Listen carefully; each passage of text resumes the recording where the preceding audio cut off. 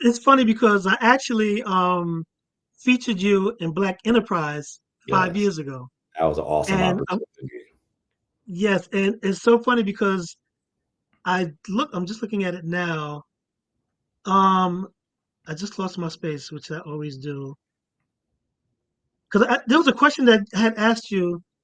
Wait, as you were talking, I saw it, and then of course I lost it. So excuse me for being how I am today. All good. I think, well, um, I had asked, is there any trend or idea you see emerging soon? And your response was, I think the impact of COVID-19 has pushed creatives to think about the ways that technology can be used to get their work out there and how to, quite frankly, survive when your work is dependent on being physically present with others. I Mm. also think it's still just the beginning of the evolution of smart technology, voice marketing, and artificial intelligence in marketing and sales, and that most Wow. creators have barely scratched the surface of their use. I don't even So you remember saying that. That's crazy. and it's funny that and basically you were right. And um, and it's funny because like when we are looking towards the future, sometimes we don't always get it, but there's always something in the back of the mind that, especially with the work you're doing, that you have an idea of what is going on based on your experience. Like, so what do you have to say now that you've heard that, you know, your words from 5 years ago? Yeah, it's kind of wild, man. I mean, because I even think back, talking about aging ourselves. Like when I first started in marketing, there was no social media, and most of my marketing work was print, right? And so now, what, 26 years later, everything's digital. There's still print, of course, will always be around to some degree, but the focus in terms of most companies' resources is digital. And you look at the prevalence of social media, and now how, like, your social media presence partly defines who you are as a human being. Insane. That's an insane concept when you think about it, right? Yeah. And now we're looking at the advancement of AI and artificial intelligence, and how quickly the technology has like scaled and improved. And Yeah. yeah, especially in the artist community, most artists feel, justifiably so to some extent, that artificial intelligence is a major threat to their careers, right? And so, yeah, it's a wild time to be alive. It's interesting to hear that quote come back to me, because even in my book, I have a chapter. It's one of the shorter chapters in my book, but it's all about artificial intelligence and Yeah. trying to have an impact on the shift of artist mindsets when it comes to AI.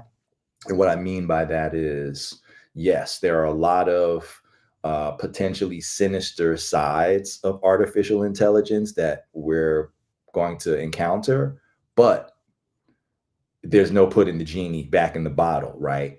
This is the wave of the future. And so, what I encourage artists to do in the book is to actually learn as much as they can about artificial intelligence, to explore and learn tools that they can leverage to actually help amplify their work or improve their workflow processes for themselves or with their teams, so that they don't actually uh, they don't find that artificial intelligence is as much as a disadvantage to them as it is a benefit Yeah. to what they're doing. And it's funny because whenever I think of artificial intelligence, even today, I still think of the Terminator and iRobot. And, Hmm. and and I tell people that I've been so I'm not going to say I've been anti artificial intelligence, but I haven't embraced it. Hmm. And I literally had a conversation yesterday. I spoke to a filmmaker yesterday, Attica Torrance, about artificial intelligence. Because I didn't even remember that response that you gave when it pertained to artificial intelligence.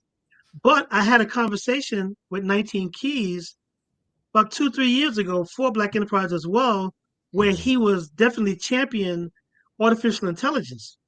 And Hmm. my whole thought process has always been, especially when you see the negative aspects, or at least when I see the negative aspects of artificial intelligence, Right. these machines and computers learning us and then taking over. And I'm still scared of that because, like I said, anytime Mhm. I bring it up, I see um, Arnold Schwarzenegger trying to save humankind. No, But that's real. What I, you made me think of, sorry to cut you off, there's an excerpt from an episode of Math Hoffa's My Expert Opinion with 19 Keys, where he like really drills down on artificial intelligence and things to yeah, explore that I think is really great for, your audience who might be interested in AI. That's a really yeah. great conversation, folks at YouTube. I'm 90% sure that we probably had the same conversation. And actually he appeared on my podcast as well. So I'm going to listen to it again because we spoke for about an hour or so. So I know Okay. he dropped some gems. And the funny thing is that I'm 90% sure that it's probably along the same things because I don't know when the Matt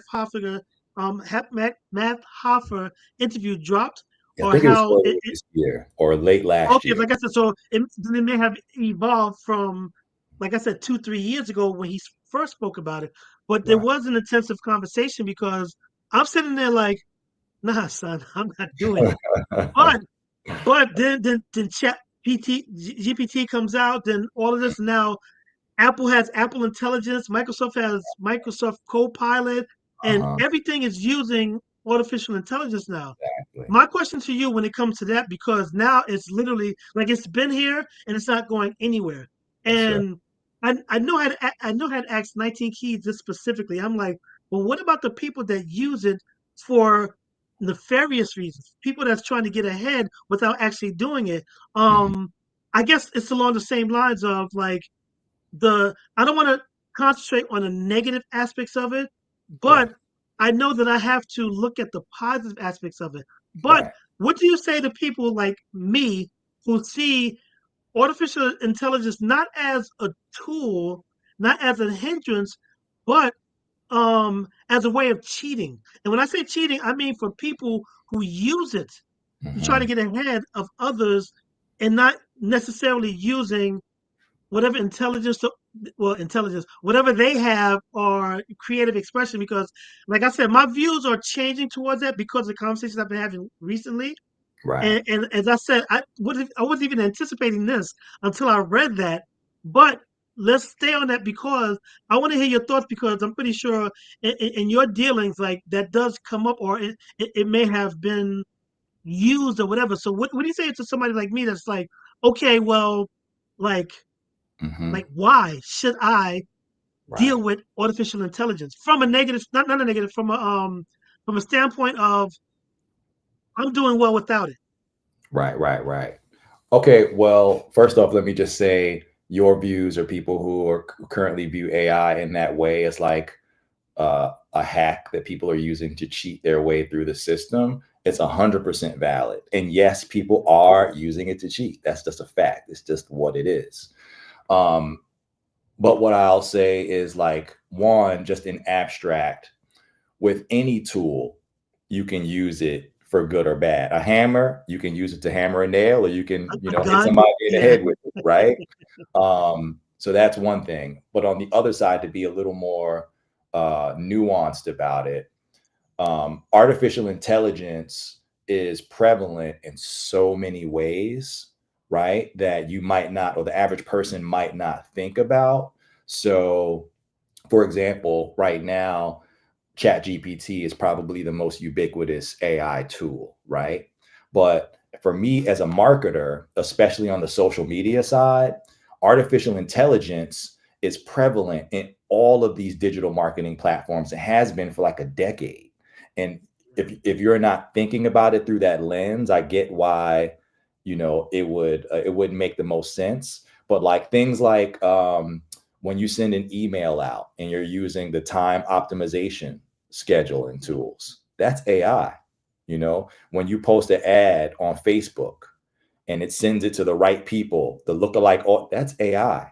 You know what I mean? So, especially as a marketer, so if I had to like break myself up into parts, as an artist, I understand the threat to artists, especially if you're like a filmmaker. The yeah, filmmakers are about to be in some deep doo-doo in the coming years with the advancement in voice prompted, films. But if you're a marketer, or if you're any kind of and work in any discipline and you're using digital marketing tools, AI is embedded in all of it. And so there's no way around it. And so that's where I say, on the positive side, if you learn some of these tools, it can help you expand your brand reach. It can help you like get in front of audiences that you wouldn't have gotten in front of using your own brain, because you can't really outthink or outpace the speed of artificial intelligence. So that's what I'd say. Like, regardless of your discipline, if you learn the tools so you can amplify the work that you're doing, I think that's the positive side of AI. Yeah.